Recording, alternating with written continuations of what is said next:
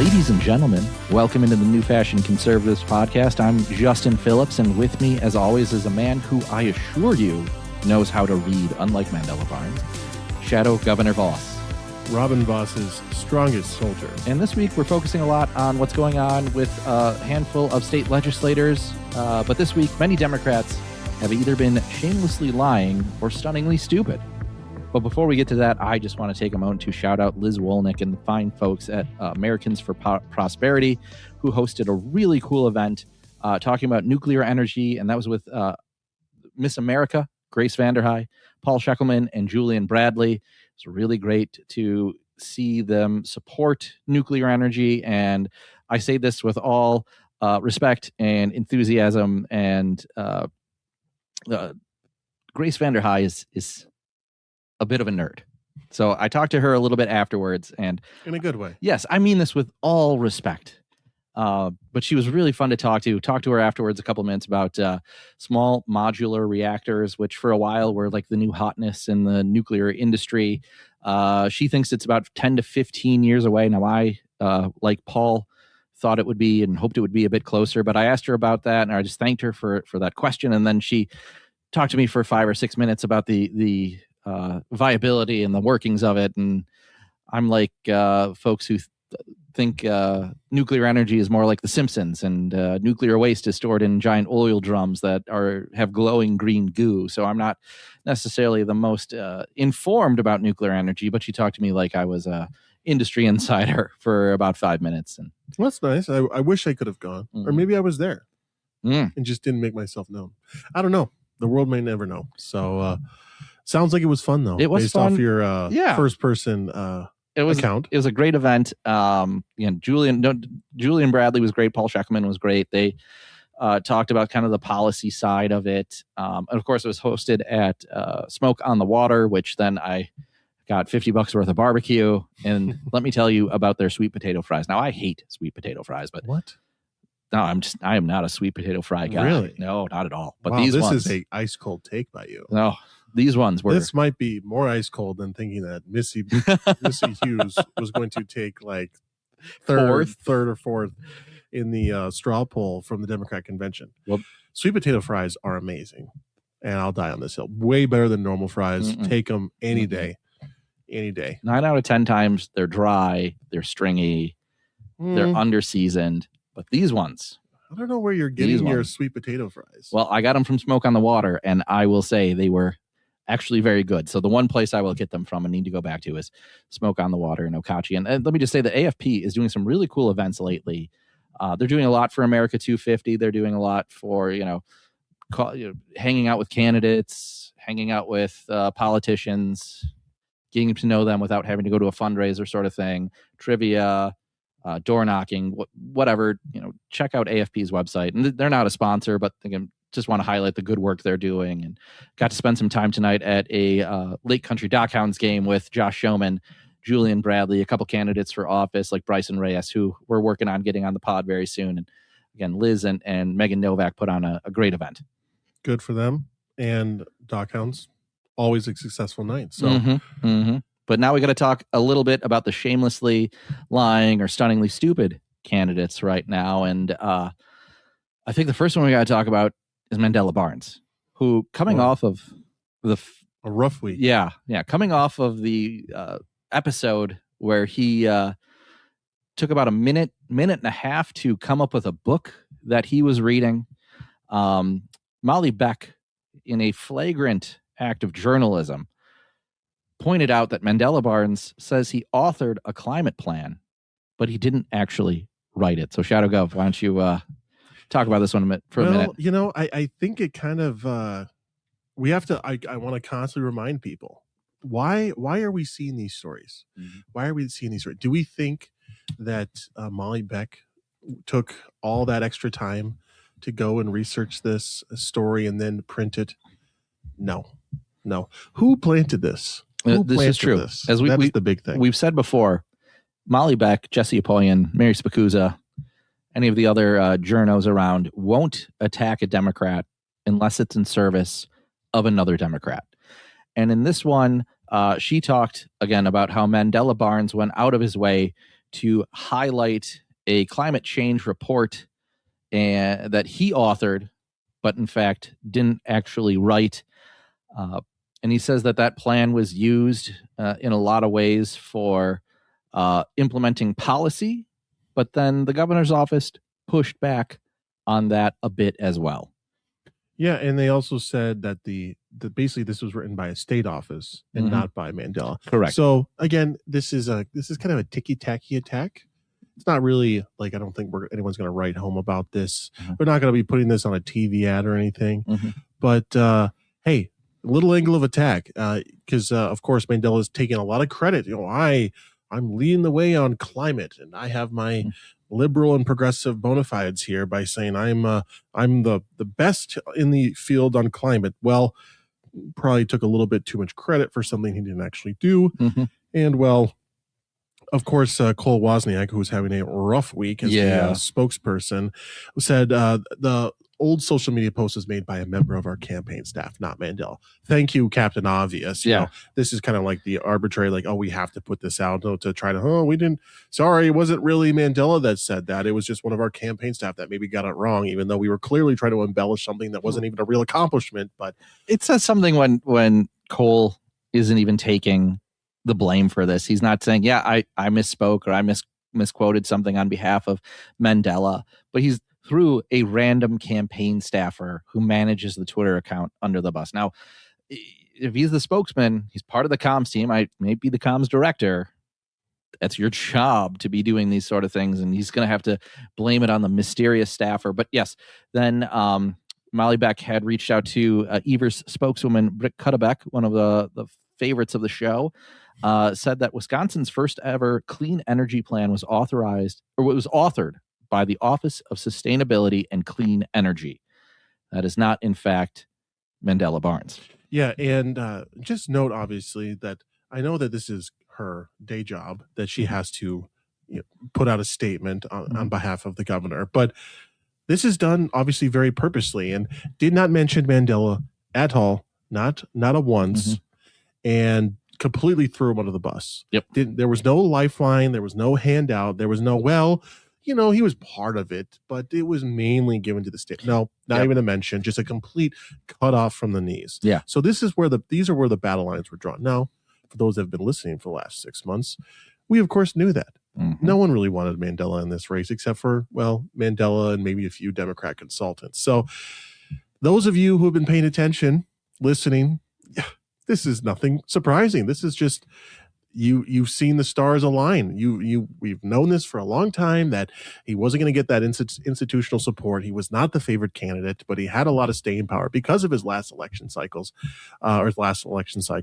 So this is just kind of a little drop in the bucket for you were listening to the New Fashion Conservative podcast.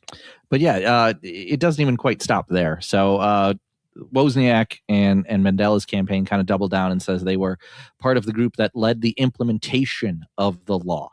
And Britt Cuddebeck fired back there and says, as with any law passed by the federal government, the state is responsible for implementing the law. We can't speak to the former lieutenant governor's role in or participation with the Forward Together Wisconsin organization. As I understand, the organization was created in 2023, which would have been after his time in public service concluded. Oh, yikes. Just that full quote. I'll just read that full quote because it's so good again. We can't speak to the former lieutenant governor's role or participation with Forward Together Wisconsin organization. As I understand, the organization was created in 2023, which would have been after his time in public service concluded. Boy, this is when it's great. It pays to be a journalist. Okay, so you get a quote. Oh, they said this. Would you like to respond? Oh, they said this. Would you like to respond? Easiest reporting in the world. You're just getting a few comments and boom, letting them rip. So, boy, this story alone. Not that Mandela Barnes can even read this story, so he doesn't even know what's going on. Someone needs to read it to him. Someone has to read it to him. But just a absolute disaster, at least for a news cycle. Will our primary voters listening to this? Are they paying attention? I don't know. This is a very ticky-tacky, thing about a nuanced, did he author it? And he didn't author, but he was, I guess, loosely connected to it. So does it hurt Mandela? I don't think it did. I mean, based off his grassroots support at the straw poll, he didn't have that much support to begin with. So I don't know. I think this doesn't really change anything, but it sure makes me feel good about Mandela, maybe taking a solid second place on primary night at this rate. Yeah. So this all goes back to, again, he's trying to lay claim to reports that his clean energy or green energy group came up with. He's trying to take credit for stuff that came out of Biden's Inflation Reduction Act. And here you have the governor's office just throwing cold water on all of that. And again, seems to be a common theme amongst Democrat governors that they just hate their lieutenant governor. And it doesn't end at Mandela Barnes, but it moves on to Sara Rodriguez too, who was the receiving end of some of Mandela Barnes's attacks. And so now we're actually seeing, we kind of hinted at before, we kind of joked about, the knives are out and we're waiting for those moments where they're going to start actually trying to knife each other. And I think this is the most overt act by the Barnes campaign to try to take down Sara Rodriguez. Yeah, I mean, we've seen some little snipes between Kelda and Sara. Crowley's made some underhanded comments at other people. Missy and Joel certainly haven't, at least as far as I know. But this is the first real time. And Hong, I don't think, has made any major attacks. Mm-hmm. Obviously, she's had a lot attacked at her. But Mandela, this is the first time he's actually went after someone. And it's interesting that he went after Sara, which, well, I guess it's interesting in the fact that we expected this because they're probably jockeying for second or third right now. Yep. But Barnes blasted Rodriguez for her role in accepting nearly $14,000 in campaign donations from the PAC for WEC Energy Group. So parent company for Milwaukee utility provider We Energies. Yep. So this was between 2020 and 2023. And let's be clear. So it's been a while ago. She took the money. Yeah, no doubt.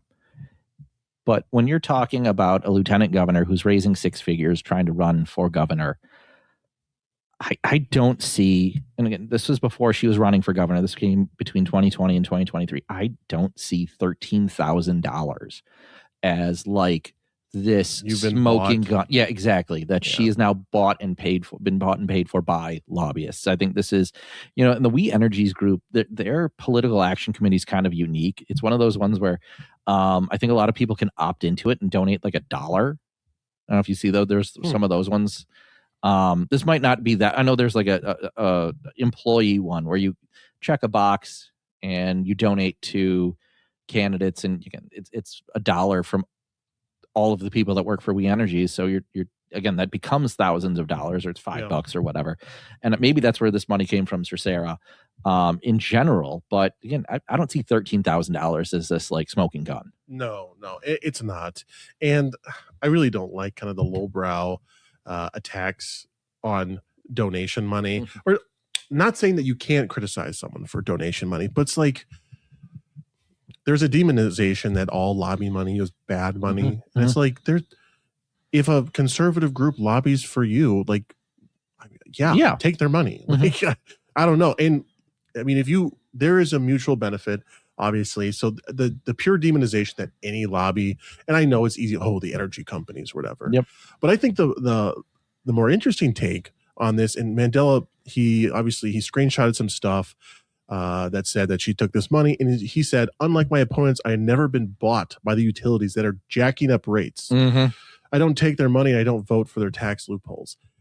So he's like kind of admitting that the utility companies that are his former boss, Governor Evers' PSC, continue to jack up our utility rates, and then they take jobs with those energy company. Like, that's a bigger issue. Yeah.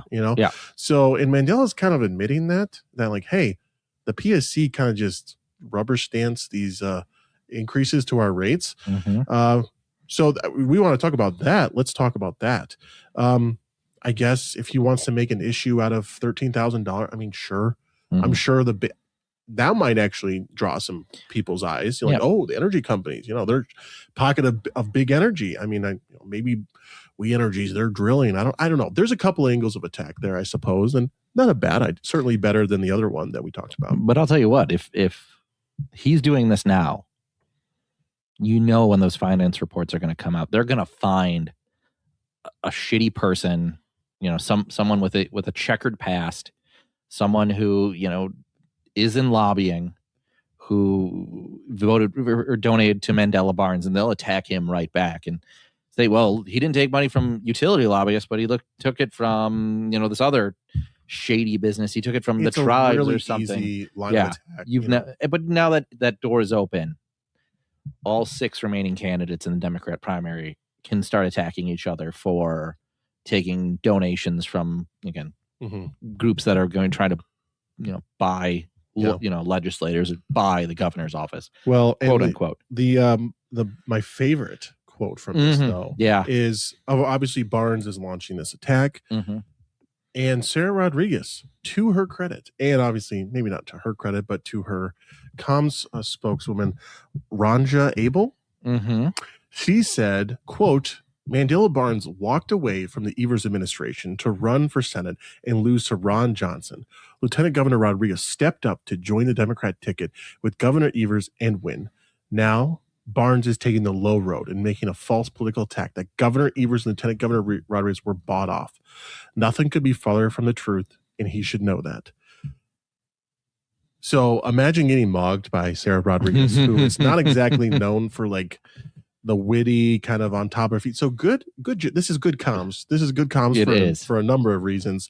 One of which, it's a dig, of course, saying that he kind of went off and didn't capitalize and lost to Ron Johnson, but also looping Governor Evers in on this because Sara, although if there's not a more tepid relationship between Governor Evers and Mandela, there's an equally tepid relationship between Governor Evers and his current Lieutenant Governor, Sara Rodriguez. And Sarah's kind of always been, brown nosing to Governor Evers, trying to, well, maybe you could endorse me and we can stop the Mandela or the Francesca Hong train. So, you're making false political attacks against Governor Evers too, which he kind of is subtly. So this is good comms, good for them, making a good retort.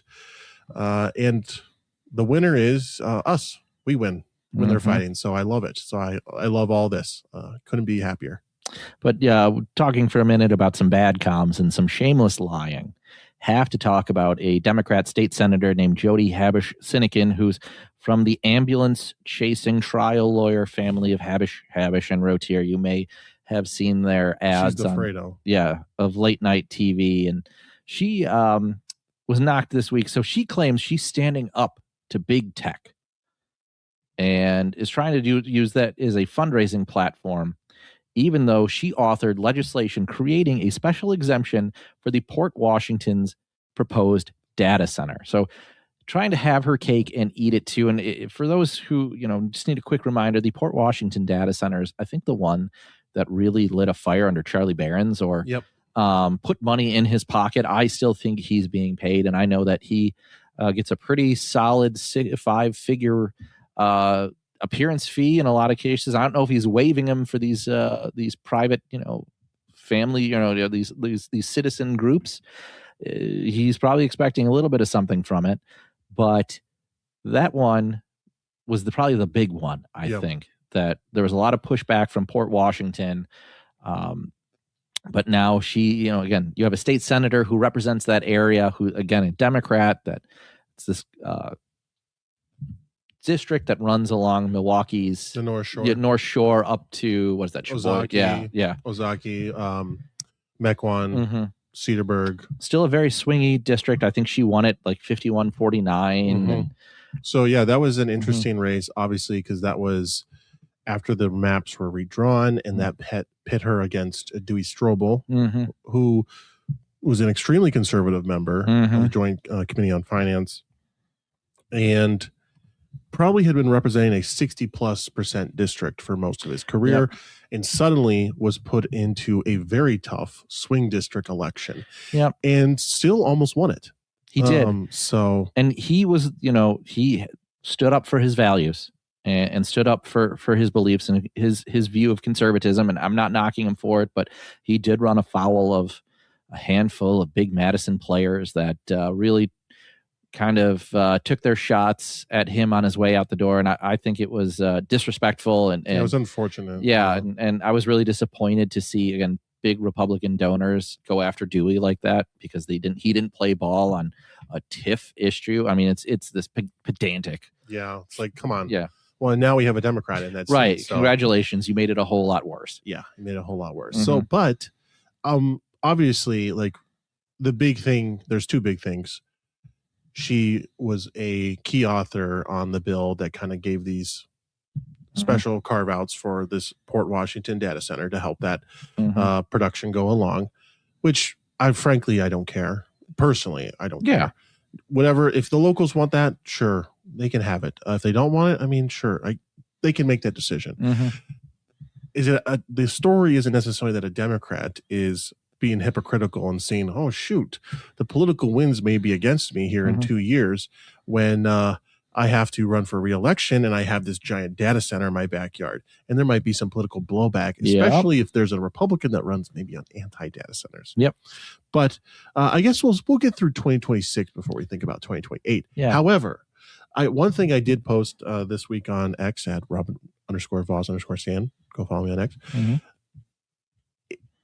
People that govern scared are usually very easy targets because they're not sure of themselves. They're not confident in their decisions. And then they feel like they end up doing too much. Like trying to split the baby, trying to be too politically calculated. And sometimes that can work against you. And so this is probably one of the prime districts. Obviously right now there's a lot of Republicans incumbents that are like, there are no Democrat incumbents that are going to lose. It's only Republicans that we're defending. This will be one of those Democrats that they will be defending that we can potentially flip. But that'll be in 2 years. It will, but we got to start building that Oppo book now, and you got to build it against. She's an ambulance chasing trial lawyer that put a data center in your backyard, and then you don't even have to necessarily run as an anti-data center Republican. You can just kind of run as we didn't need this in our backyard, or it didn't need a TIF, and she gave the handouts to the data center that they didn't need, and be a weird one when Charlie Barron's has to go and either take a vote or or take a stance against a Democrat, which he is. So and another thing that I don't know this for sure, but I'm just going to take a guess because I don't know. She obviously voted for this. She was an author for it. But then there was obviously some legislation this year about protecting Wisconsinites from data centers or just protecting the land or the water usage, just kind of putting some guardrails on, nothing like crazy or moratorium or anything. But it was just some simple guardrails. And I wonder if she would have voted against that because that was a bunch of Republican bills. She has had a tendency to vote with Republicans on some things. However, Dianne Hasselbein ruling with an iron fist, maybe not so much this session because they've basically been trying to stick it to the Republicans. Like, you guys have a governing majority, but haven't been able to get as much stuff done. So I don't know. That seat's just going to be very interesting. We could go into that at a much, much later time. But this was a fun little tidbit. Of course, Democrat hypocrisy, go figure. But so we already talked about one dumb Democrat. We talked about one shamelessly lying Democrat. Let's talk about another dumb Democrat. So Deb Andraca represents the North Shore in the state assembly. The area we just talked about, one of Jody Habush-Sinekin's 3 assembly districts in her area. So Deb Andraca posted a photo this week on Facebook commemorating the passage of Title IX 54 years ago. And Title IX, of course, giving equal protections and rights to women. I know it's one that they use a lot for women's sports. And she posted a video of Lyndon Baines Johnson as president signing what she claimed to be the Title IX law. Now, Shadow Gov, you know this because you can do math, and we've talked about this off air, but what sounds wrong about saying something that happened 54 years ago was under the administration of Lyndon Baines Johnson? I don't believe he was president. He was not president at that time. Years ago. He signed an executive order that authorized Title IX, but it was not codified in law until President Nixon was in office. So 54 years ago was 1972. Republican Richard Nixon signed Title IX into law. This is one of those things that is probably just, don't see me, defending Democrats here, but it was probably just a mistake. Mm-hmm. Or, to be honest, did Deb Andraca actually make this herself? Probably not. The thing is, it looked like it came from Dem leadership or something. Like, I know they put a lot of the Dems, and Republicans do this too. They do a lot of generic kind of branding for the legislators to use, but this definitely looked like it came out of a Dem majority or minority office comms shop. Yeah, and maybe that was just their Freudian slip, thinking that Democrats do everything good and Republicans only do stuff that's bad or whatever.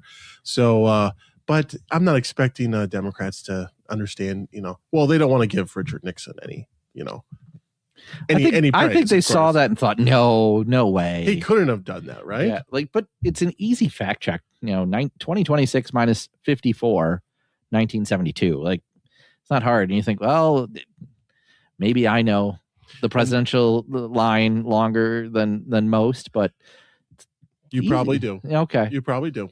Probably than most Democrats as well. Mm-hmm. But then after the fact, she did stealth edit. She did. Yeah. So she deleted that picture and replaced it with a similar black and white photo, but with Richard Nixon. Yes. So she got it right in the end. But just a little funny business. Mm-hmm. We love to see when the Democrats screw up. So. And then, let's go back to ones who shamelessly lie. And we talked about Megan Novak at the beginning, doing some great work with AFP and leading that cause very well. So she did some great writing for the Heartland Post this week, talking about Rep. Jenna Jacobson. And she called Jenna the last-minute lawmaker. Now, Megan's done a lot of research on this and looked into it for a very long time. But Jenna Jacobson has been stealth editing her legislative career now for quite a long time. And this is, of course, an effort she's running right now against Howard Markline, who's a Republican member of the state Senate, who is from I believe it's the 50. No, what's the number on that one? 17? Is it still that?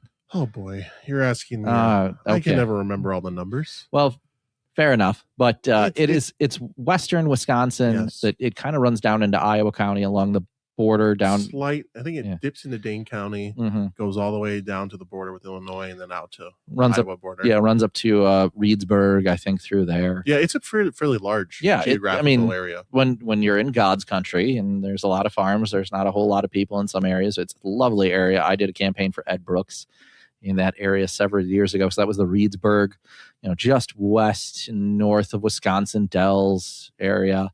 Anyways, Jenna has been stealth editing her legislative career. And so what she does is, after a bill is passed by one of sides of the Assembly or Senate, or when it's signed into law, or after the session ends and that bill hasn't moved, she'll call the Assembly clerk's office and say, can you add my name to these bills? And it's just kind of a shameless way to claim that you were supportive or you co-sponsored a bill to do X, Y, and Z, and that should land well with your constituents, even though you did it well after the deadline to actually get your name on the bill. Yeah, and thank you, Megan, obviously, for writing this up. But she is 100% correct in that there's a lot of little tidbits in politics that the normal layperson probably doesn't see. And it's probably best that they don't. Mm-hmm. But this is the stuff that probably really, if they knew or quite understood what this actually was, would really honk them off. Because co-sponsorships are one of those things that not just Democrats, but all politicians do, where, they don't author a bill, but they throw their support behind it publicly by saying, I also support this bill. Most people, you see this a lot. I highly recommend anyone go to the Wisconsin legislative website. Yep. Peruse that, look at legislators, look at the bills that they support, look at the bills they authored, just kind of get the lay of the land, figure out who your legislator is, for example. Type in your address and find who your legislator is. And if you don't know who it is, get to know them and get to know what bills they supported. But when you look at those bills, it shows when it was introduced, when it had a public, when it was signed into law, when it was vetoed. In a very easy chronological order, you can see, maybe there was a public hearing. Oh, look it. Someone added their name. They heard it in public, in the public hearing. They said, you know what? That's a good bill. Yep. I'm going to put my name on it even. Jenna Jacobson, and I'm sure people have done this before, but this is... No, I don't know if anyone has been as shameless. Really? Okay. No. So you know what it reminds me of? Take it away. So again, let me tell a story. So back when I was in the state legislature, and before then, there was a woman who was named Amy Sue Ruink, represented Wood County.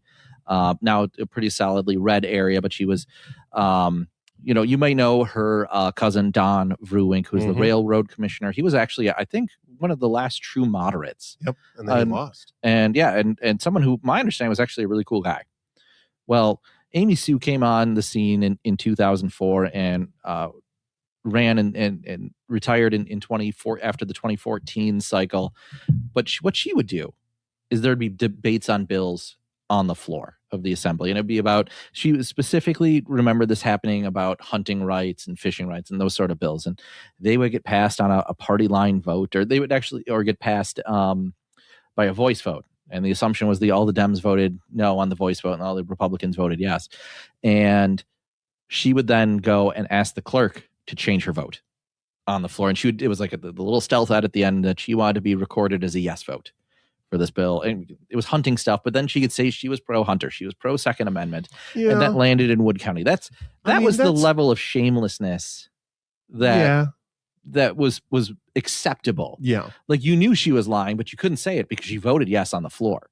This is, the one that Megan starts with here is a bill that was introduced in May of 2025 about, again, it almost doesn't matter. It was about the board of nursing, the membership of it. It had bipartisan support, passed the legislature in October, signed into law by the governor in December, and a month later, in January, Jacobson adds her name as a co-sponsor after it's signed into law. And she did that 6 total times, 5 other times. And requirements for renting mobile homes. Probably doesn't matter to a majority of listeners here, but there are some new requirements that were there. Signed into law in December, Jenna Jacobson adds her name in January. Rules for admitting patients to healthcare facilities, signed into law March 20th. Jenna Jacobson adds her name the same day.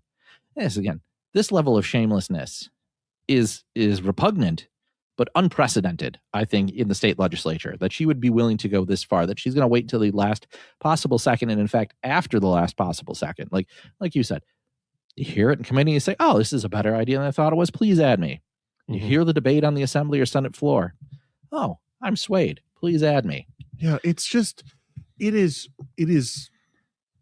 I mean, yeah, I would love to be proven wrong, or if someone else knows it, that someone else has done this, where it's bills are passed and then you put on your name. Like, here, it's your person, you do a group project, everyone did all the work, and then you just put your name at the top. But this isn't you turn just, it in and you get an A. No, this isn't just doing that. It's at the end of the semester. Yeah, you're right. Emailing the professor and saying, oh, I was part of this. Please give me their grade. Please give me credit for it. Yeah. It's like you no-show the entire semester, and at the very end, you claim credit. And it's all, and the funny thing is she probably voted for all of these bills already. Like, she can already say, I voted for this. Right. I supported it. Yeah. But you know what she wants to say? I was a co-author. Yeah. I authored this. Yes. I authored. So she could say, I authored legislation regarding maintaining the total number of nurses. But I mean, there's a healthcare angle. Requirements for renting mobile homes. I think that was kind of a thing that made it easier to own. Sure. Mobile. So she made it easier to own. The working class vibe. Yeah, I made it easier for people to own homes. Yeah. And then she can add this little asterisk at the bottom of her ad. And people won't understand that she is an S-tier bullshit artist. Yeah. Or rules for admitting patients to healthcare. Another, I authored healthcare legislation. Dealing with income for National Guard members. Oh, I support, the law enforcement or veterans or, military kind of angle. She's covering all of her political bases, and this is just an easy way to do it, because guess what? She doesn't really have much of a record. Okay. As far as I know, she's been a backbencher in the assembly.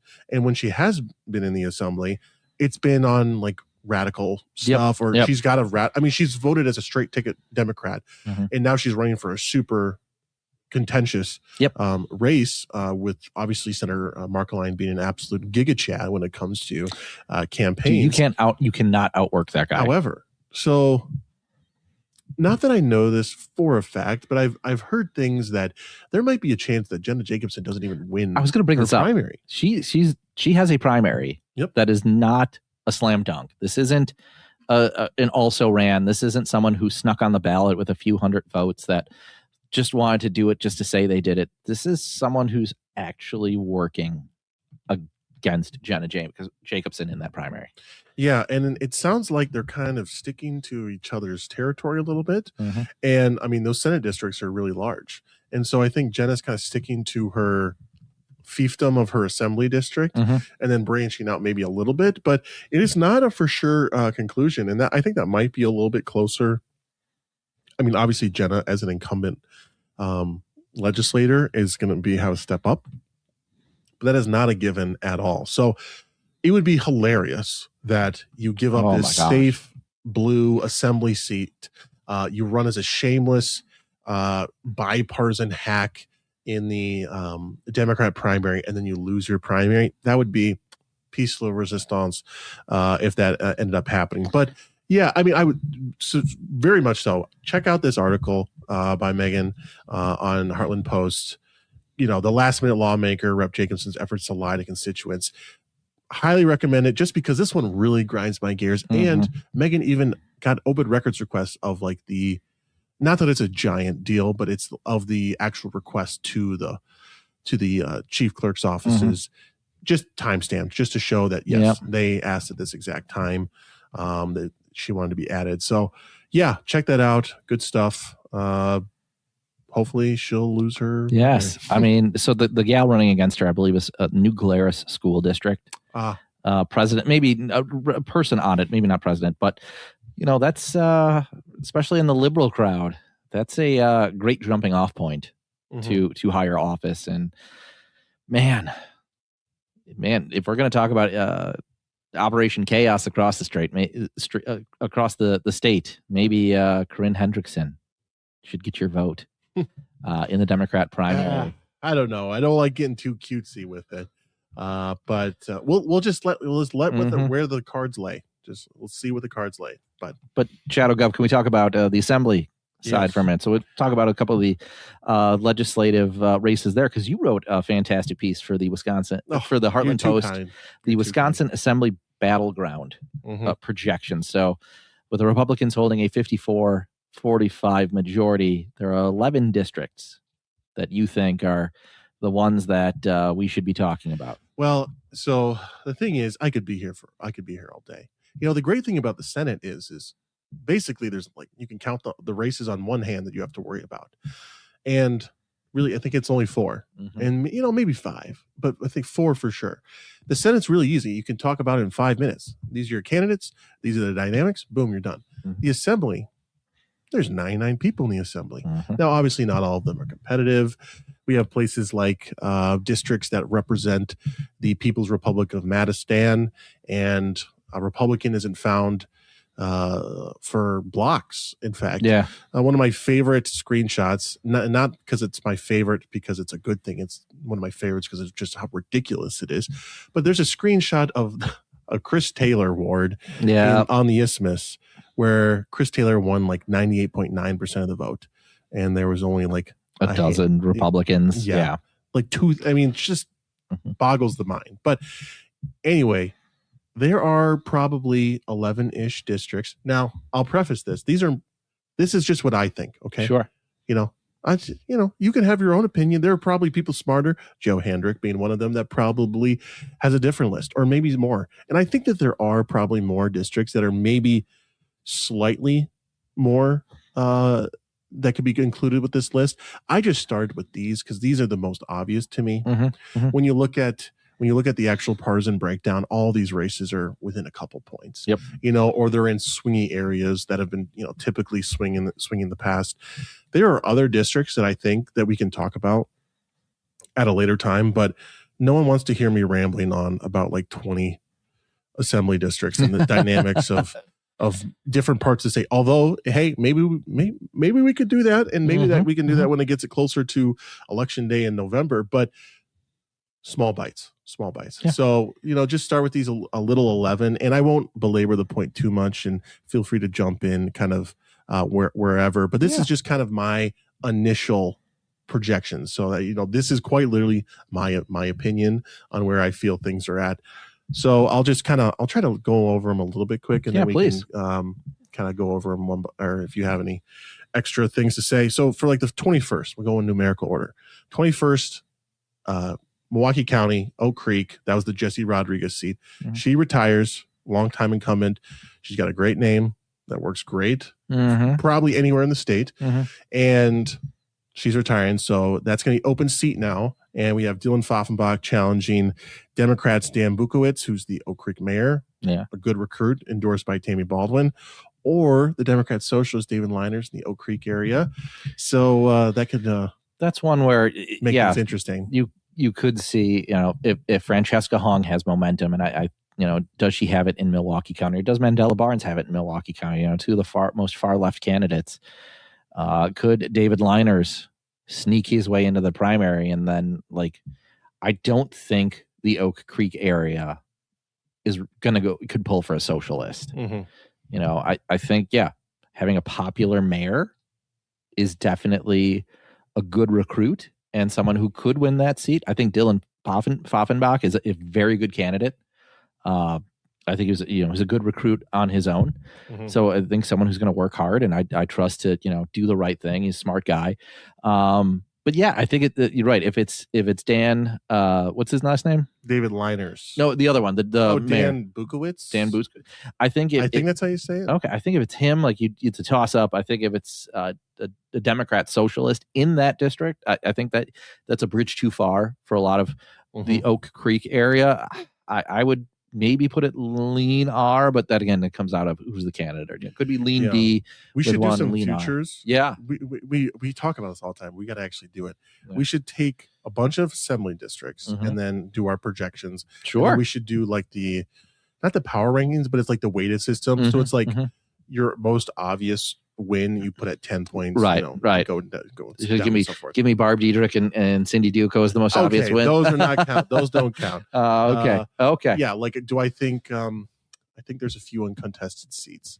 I can't remember. Those are obvious. Yeah. Those are they're uncontested. There's I think two more in the assembly, but there's a few. But so keep moving. I put this one down as lean Democrat just because she was such a good incumbent.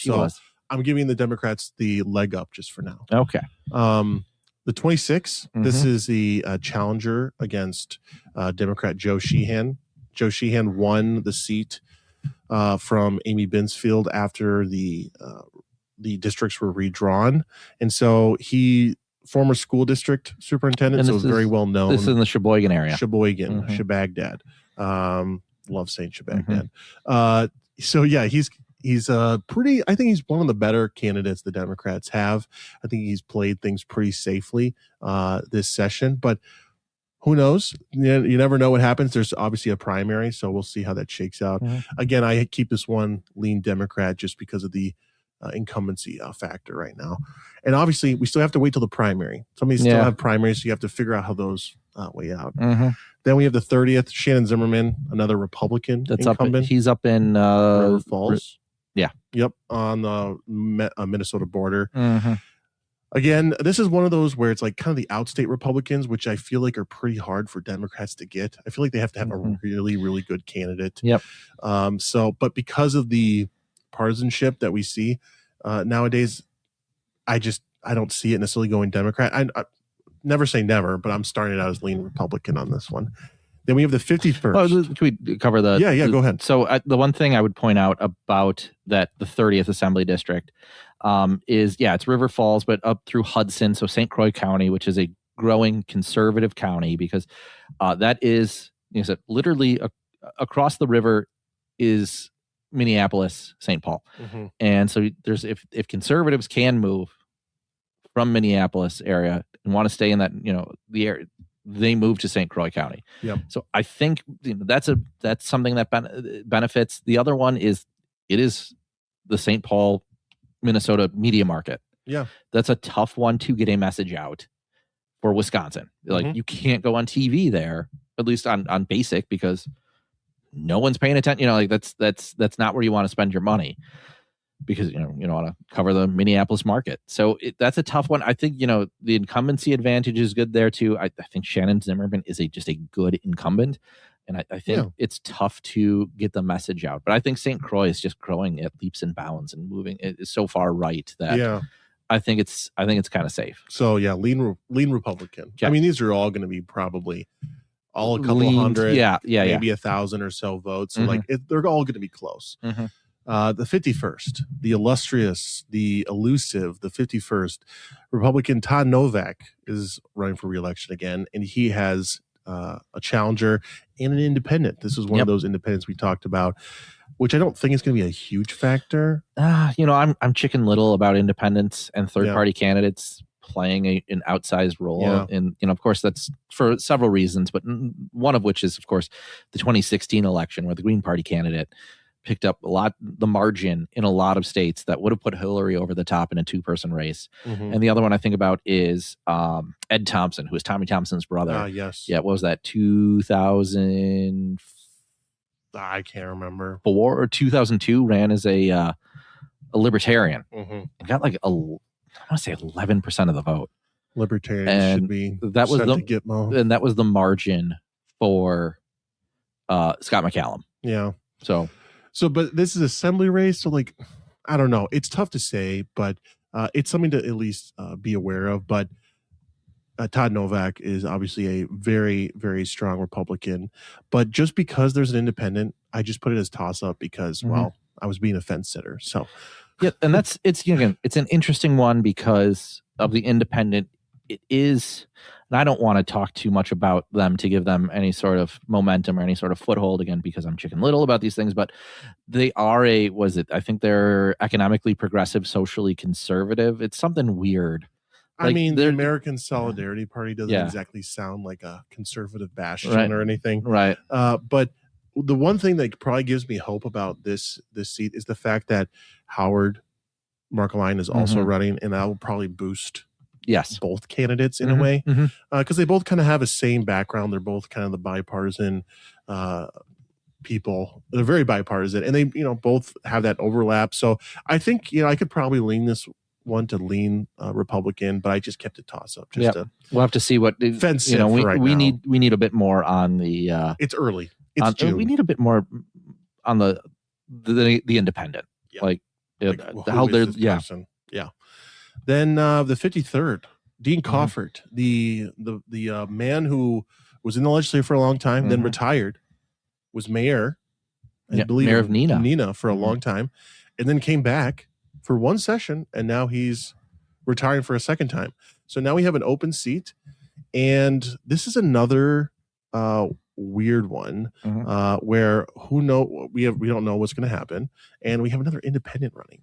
So this is going to be another weird race where I don't know what will eventually happen with that independent. However, I put this one as lean Democrat for now, just because the incumbent, Dean Coffert, won by something like 350 votes. It was, don't check my math on that, but it was very close. And he's a long time incumbent. Yep. Big name ID. And he only won by 350. Yeah. That's really tough. So now this is an open seat, so anything can happen. But I'll start off as lean Democrat for right now. I think that really comes down to work. Yeah. I think that's a huge part of it. And I know there's a couple. Is there just one Republican in that?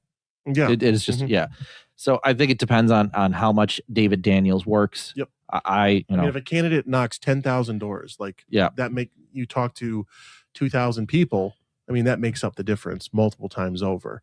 But I mean, that's something, that's kind of up in the air, I suppose. Is the independent there also the American Solidarity Party, or are they just I think it's just an independent. Independent? Yeah, I just think it's an independent. So. Man, I think unless they come out with something, I think independents in these cases hurt Democrats more than Republicans. I think if it's a third party candidate that's libertarian, I think that hurts Republicans more. I think it's if it's a third party candidate that's a Green Party, hurts Democrats more. And we should preface that these aren't libertarians. This is true, like, independent third party or American Solidarity, whatever the hell that is. Mm-hmm. So moving on, we have the 61st. That's the incumbent, Bob Donovan, being he's actually got a crazy primary. Yes. The Democrats have a primary, and there's a few Democrat primaries, like we mentioned, the David Liners one in the 21st. This is another one where we have another candidate that was endorsed by Ryan Clancy and the Democrat Socialist, which I don't know why the Democrat Socialists think that they can play in these districts that are going to be decided by a couple hundred votes. Yeah. And their brand is toxic, to say the least. Yeah. And it's only becoming more so. I don't know if you noticed this, that even like James Carville, who like he is Dr. Frankenstein, and the Democrat Socialists are the Frankenstein's monster that he created. Oh yeah. Like, I love watching him rant. Right. He created this. Right. But those people are now like having cold feet. And I think even, I happen to even catch a bit of a video from TMJ 620's morning show. And even the Democrats there were like, maybe we shouldn't be putting out socialist candidates. And a little too late now. Yeah. Guys. But we talked about this on our midweek pod, that I think the Democrats really took away the wrong things from the New York primary. And then they look at that, Democrats look at that, the energized ones, and say, hey, the Democrat Socialist won. Now they forget that it's a borough of New York where a Republican comes in fourth place. And they think, well, that means if they can play in New York, in the big city, they can play out here in rural Wisconsin. Right. And they don't realize that it's much a function of the district as it is, where they are, what state they're in. Again, it's New York's a blue state. I know Western New York's pretty red, but not entirely. And Wisconsin's a pretty purple state. And when you put in those purple districts, the socialist, it probably turns off some of those independent voters. I mean, we've seen it in the polls, and Democrat, approvals going down because of the socialists. The only people that really approve of socialists are young, unmarried, white, downwardly mobile trust fund kids and boomers. And social security Americans. Yes. So yeah, I mean, again, this is another situation where the primary will be very indicative of what the race is. But this is another Republican incumbent. I think incumbency matters so much in local elections, state elections, statewide too. But there's just so much money flowing around that it can destroy that. So in that race, I'll actually, I'm going to say this. I think I'm going to put the favorite. If I'm going to handicap that one, I'm going to put it on LaWanda. Actually, LaWanda Chambers, one of the three, because the other two Democrats running, one is Ben Brist and the other is Brian Bach. BBBBB. And I defy you to keep those names straight going into the booth. And I think they're just going to, the boomers, those Social Security Americans are going to go in. Ben? Brian? Yeah. Oh, which one am I supposed to vote for again? And let's just go with LaWanda. Yeah. I don't know. I guess we'll have to see. But that one I had as lean Republican. Then we scooch on up to the 85th, which is the Wausau area. I should have prefaced the 61st is also in Milwaukee County. Neighbors, the 21st. Yep. But the 85th is Wausau area. Incumbent Pat Snyder is running against John Kroll, or John Kroll's running against Pat Snyder. This is another one that, yes, it's kind of a swingy area, but it seems that the incumbency has made up for a lot of maybe lost ground where we've seen some suburban reversion where Pat Snyder actually won this one by 6 points. So this one actually seemed pretty solid actually for Republicans. Maybe not like solid like you're gonna not do anything, but it seemed like in a better spot. So I had this one as a lean Republican as well. So the one I will say about that is I know Pat himself has a bit of an independent streak. A bit of a vote your district streak in him that I think will play well. Of course, he has an amazing radio voice because he was in radio for a long time. And sports radio. One of the things I think that he has at his advantage is the races he's gone up against before. So he won that seat against a woman named Mandy Wright in a tough cycle. Next cycle, the 2016 cycle comes around. He defeats her in a comeback effort. And most recently in his last cycle, he I'm going to try to pronounce the name, but he defeated Yilang Zhang. I'm going to say that. It's probably pretty close. I'm going to make the presumption that he's Hmong, because the Hmong community is very strong up there. Wassa is like one of the largest Hmong communities in the country. If Pat Snyder can defeat a Hmong candidate in that area, I think he's got a good chance against someone who isn't. Yeah. Because he did like try to get that endorsement before, and it's a process. The Hmong community is very tight knit. It has some cultural things that I think I don't know how to say it, but like they have a very tight knit, unique culture that reminds me a bit of indigenous American Indians types, like just that style of thing. I'm doing a bad job describing it, and someone's going to pull that clip and say it's terrible. It factors into the political landscape. Yes. And so you can't just ignore, because they are a large community up there. So needless to say, Pat Snyder, strong incumbent. So lean Republican. Yep. All right, now we get into probably my favorites. Yeah. The 88th and 89th. And I kind of want to group these together just because I think that they are probably the most impactful of the session, or the election cycle. The 88th has Republican Ben Franklin, who's got a Democrat Brandy Tolfason running against him. And he won by just a percentage. And really close, just a couple hundred votes. And he's obviously been an incumbent now for 2 years, so that factors in. But very, very tough. But in the neighboring district, in the 89th, we have the inverse. We have Democrat Ryan Spouty, who is being challenged by Republican Bobby Lindsay. And these districts butt up right next to each other. And we have them split. We have one Republican incumbent, one Democrat incumbent.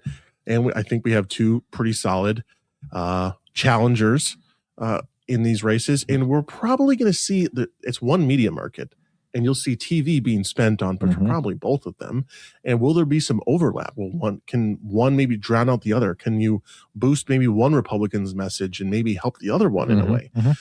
That's not a for sure thing. That's me just kind of, I don't know, thinking outside the box. A lot of money is going to be potentially spent. And these districts are being decided by a couple hundred votes each way. I said that they're both toss-up, which, again, being a little bit of a fence sitter. However, I'm going to predict, at least right now, that I think both districts are going to go one way. I think they're either both going to be won by Republicans or both by Democrats. They look like two seats that, in a swing year, in a traditional party of the president, being Republican in an off-year election, makes me think that like this is one that it's tougher for Republicans. But if the opposite were true, that there was a Democrat president and it was a midterm, it'd be very tough for those guys, if they were Democrats, to hold it. Yeah. And mind you, and we'll obviously recap this at the very end, but Democrats have to pretty much run the table. Yeah. If they want to win the chamber. So they have to win these tough districts. So if you're looking on election night and you're seeing Ben Franklin win and Bobby Lindsay winning, it's probably over for the Democrats. Like they're probably not winning the chamber type of thing. That's the way I see it. Sure. So both toss up. We'll see how that goes. And at the 92nd, we go all the way to Menominee. And this one is another, probably similar to Pat Snyder, Republican incumbent Clint Moses being challenged by Jeremiah Frederickson and another independent. Really? He's running as an independent? Yeah. So we got all these weird races. This is one where the incumbent Clint Moses won by 6 points. Now, 6 points might seem like a lot, but still in these small local elections, I mean, that's only it's more than 1,000 votes, but maybe not that much. That's enough to be swung by a couple ads or maybe some door knocking by a good candidate. So it's not impossible, but I think this one's probably out of reach. So I'm going to rate this one lean Republican as well. And last but not least, there is the 94th, which is good old Steve Doyle. And he is the last Trump Democrat district in the state. We were talking about Don Bruink before being the last true moderate. Steve Doyle likes to pretend to be a moderate, except he's not, and he happens to miss votes conveniently. We talked about this a couple weeks ago, maybe a month or two ago at this point. And he is the last Democrat legislator to represent a district that Trump won. So the Trump Democrat voters in the 3rd congressional district are very real, and apparently they're holding out for Steve Doyle. Does that continue? I don't know. In a more Democrat favorable year, I have maybe a tendency to think that that might still be the case. However, Trump's not on the ballot. Right. I don't know. There's prevailing polling that shows that, the Democrats aren't necessarily in as strong of a position as they were in 2006, 2008, 2018. Yep. So who knows?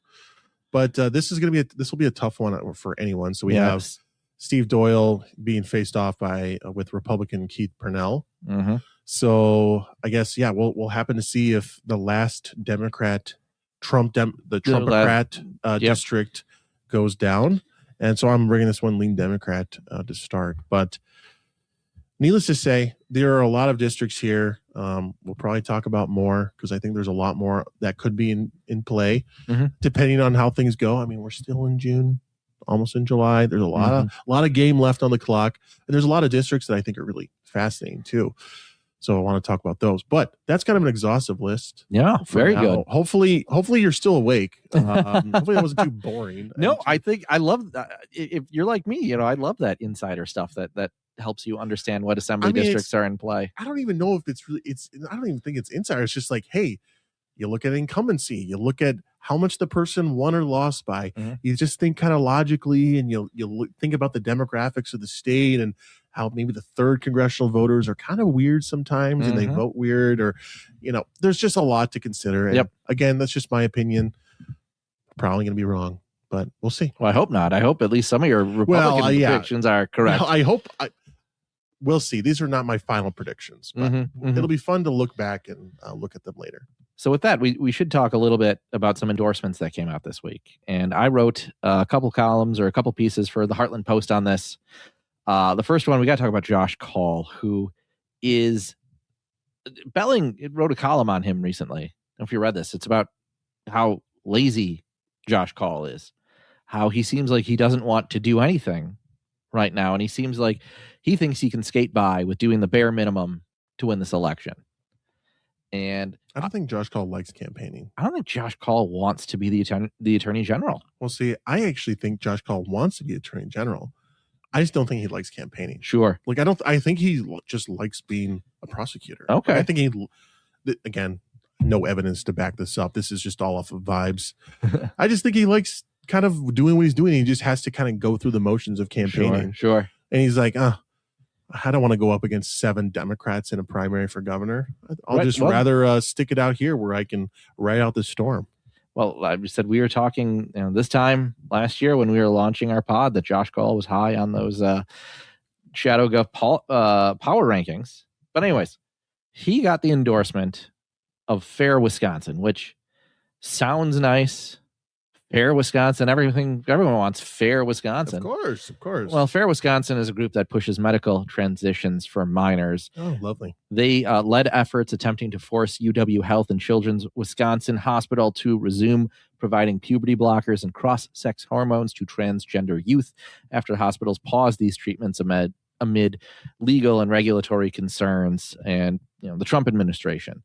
Of course, Fair Wisconsin will tell you that those claims and that these types of treatments are medically accurate, age appropriate, and life affirming, even though, again, there's a growing group of detransitioners out there right now, or folks that regret the decision they made. And, Fair Wisconsin's not necessarily a group I'd want in my corner, but then again, it seems like it's one that invites more hostility or more of an attack than it does a benefit for the Wisconsin's top cop. Well, I think that Josh Kaul, even though he doesn't like campaigning, again, my opinion, I have no idea why, but I'm just throwing it out there. He's got to do something. All right. And he knows that, okay, the left kind of doesn't like me. He kind of gets hit from the left a little bit. Yeah. For, maybe liking his job a little too much. And he's not as much of a political hack as Sarah Godlewski, which that's right, bar none, basically. And it's tough to be an abolish the police, abolish prisons, Democrat when you are the top cop. Yeah, it's tough being a Democrat when you are law enforcement, just in general. Yeah. So he's got an issue there. So he probably wants to shore up the left a little bit. So, okay, you get some endorsements from some progressive groups for some progressive issues, and just to, have that on the side to reassure the Democrats, guys, we're all on the same team. Just vote for me, okay? And Josh Kaul, I think, is off to a good start. From before he even announced that he was running for re-election, generally, I don't think Josh Kaul has done anything to do himself any, give himself any issues. Obviously, there's going to be lines of attack. There's going to be plenty of probably ads put out against him, but he's done a well of enough job to kind of quell some of those potential issues, whereas other politicians have not. Right. So this is kind of him, but that has come at the cost of the Democrats think he's not progressive enough. Yeah. So I think this is just him checking that box. Checking the box. Look at me, I'm progressive. Basically, just to remind the voters, guys, don't sit my race out. I do need you. So a couple other endorsements of, and I call them mediocre Dem figures, washed up voices, old guard leftists, and controversial former figures rallied this week behind Barnes, Rodriguez, and Royce. And I'll cover the most easiest one right away. And I think Sara Rodriguez, actually, she got this endorsement a while back, but had to re-up it because I don't think anyone noticed. But she was endorsed by interim governor Martin Schreiber, who is a relic of America's bicentennial era. So he was governor during America's bicentennial 50 years ago. Yeah, now, the 70s. Yeah. Now, I will say he's actually a very nice guy. I've met him a couple times. He's involved with the Alzheimer's community. He is a nice guy. I'm not saying anything about his politics, again, because I don't know his politics. They were 50 years ago. Yeah. And Sara Rodriguez finally gets a governor to endorse him. It's just not the incumbent one. Not the incumbent. It was an interim one. Never actually won an election. Man, we are scraping by. They are scraping the bottom of the barrel for endorsements. This gets worse. Kelda Royce was endorsed by former Congressman Steve Kagan, Shadow Gov. Do you know what area of the state Steve Kagan represented when he was in Congress? Up north, right? Well, that's kind of a general one, but do you know which part of up north?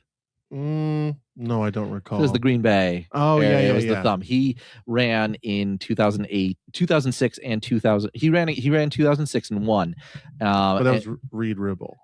Reed Ribble won in 10. Oh, okay. Do you know who ran against him in 2006 and 2008?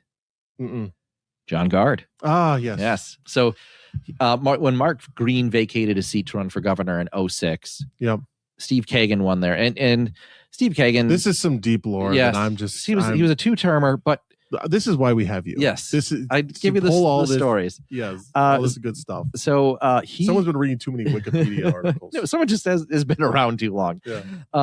Kagan drew some scrutiny from the feds when the FDA warned him about manufacturing and shipping allergy shots across state lines without proper licensing. But the bigger one is he claimed that he went to the White House for a reception and stuck his finger in Karl Rove's face and said, I'm Dr. Millionaire. You ran against me and, I kicked your ass. And no one can corroborate this story. And in fact, he lied about this. So, of course, the right person to endorse Kelda Royce. He lied about talking to Karl Rove. She lies about, having to flee the state to marry her partner because of gay marriage laws. It's a perfect match. And I was totally thinking about Dave Obey. That's what I was thinking of. Sorry, I'm getting too many people mixed up. Yeah, who was there for 40 years. Yeah. A relic of the past as well. But please tell us about the most controversial. The most controversial one. The one that I actually remember, though. This is kind of deep lore, too. So Mandela Barnes was endorsed by a radio host, or shock jock, if you will, from the Madison area named John Sly Sylvester. So he had a radio program called Sly in the Morning. He was fired on and off several times from Madison area radio. He was a wannabe Howard Stern, wannabe, progressive talker, who had a reputation and built it on being crude and making personal attacks against conservative women. Specifically, he made sexually explicit jokes and demeaning remarks about Rebecca Clayfish, including a joke that she advanced her career by performing favors of a sexual nature on Republican elites, as well as mocked her battle with colon cancer. So, of course, the right person to pick, real stand-up guy picks another real stand-up guy in Mandela Barnes. I'm sure neither of them like having ratchets at their party. But actually, what was really funny about the endorsement is Sly mentioned that Mandela Barnes drove a union-made car, and that's why he's endorsing him. Just so little momentum in that. Well, and if you actually read the endorsement piece by Sly on Mandela, it just lacks life. Mm-hmm. Just any interesting. Mm-hmm. You just know that Cole Wozniak was sitting behind his little MacBook Pro, MacBook Air, just typing this up. Sly, does this look good? Yeah, let's just send it out. Mm-hmm. It's just devoid of any actual substance. It just reads like a campaign GPT. It's just like, just kind of basic comms, just okay. Oh, I knew Mandela Barnes for 15 years and he was always a stand-up guy and always put our progressive values first. Yeah, I'm not reading verbatim. I'm just, it just doesn't read very genuine. Okay. And that's just kind of been Mandela's whole campaign, has always been kind of just, slightly deflated tire, just kind of, And, but yeah, I mean, the fact that all of these candidates kind of get these real, I mean, we're not talking B tier. We're talking like C minus, kind of like just, It's a D at best. I mean, yeah. I mean, it's not, I was being a little generous. Yeah. I mean, like you're talking about people who were relevant 15 years ago to 50 years ago. Yeah. So maybe, I'm still waiting for Tony. Is Tony going to come out? I don't know. He's got a lot riding on this. He and Tammy are the only two that would, I think, move any needle. Probably. They would be the only ones that would actually matter. Or Hassan Piker. No, we'll find out. We'll find about maybe that'll be for a midweek pod. Next week. So Shadow Gov, we got to end this little candy segment here. I want to talk about my favorite candidate for governor that isn't named Tom Tiffany, and it's someone who's running as a write-in for governor. We talked about Aisha Griffin last week. We told that story. Well, as one of the 93 people who follow Aisha Griffin on X, she laid out her first campaign platform today. And she said her pledge to voters was to bring back 34. Days after being traded to the Milwaukee Bucks, Aisha Griffin's one campaign promise is to bring him back. Do we need to say more? No. Do we need to say more? Now, mind you, Aisha has 93 followers on X. Yeah. So we're really giving her an audience here. Her campaign, her message is, I can bring back 34 and so much more, and still not the white man's bitch. I mean, just incredible platform. Really forward-thinking and probably still more interesting than Sara Rodriguez or Mandela Barnes' campaign. Exactly. So with that, thank you again to everyone who's turned in for the first time, as well as our original listeners. It's been so great to see you at events and meet you in person for the first time recently. Thank you again for making this pod a success. If you like what you hear, make sure to leave us a 5-star review on Apple or Spotify. And if you do write us a review, we will read it on air. If you want more content, check out what we're writing for the Heartland Post. This week, we're doing a lot of coverage of America 250, and I am excited to make the Patriots pilgrimage. Of course, if you want to learn more about us or have any questions, hit us up via email at newfashionpod@gmail.com. Find us on Rumble, YouTube, and Substack at New Fashion Conservatives, on X at New Fashion Pod. Have a great Monday.